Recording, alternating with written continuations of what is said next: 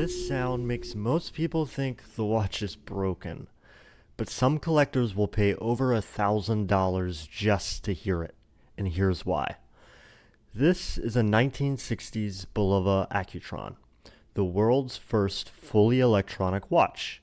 And that buzzing, well, it's a tiny tuning fork vibrating 360 times per second. It was more accurate than a Rolex, and now it costs more than my first car. And for 15 years, this annoying buzz was the sound of the future.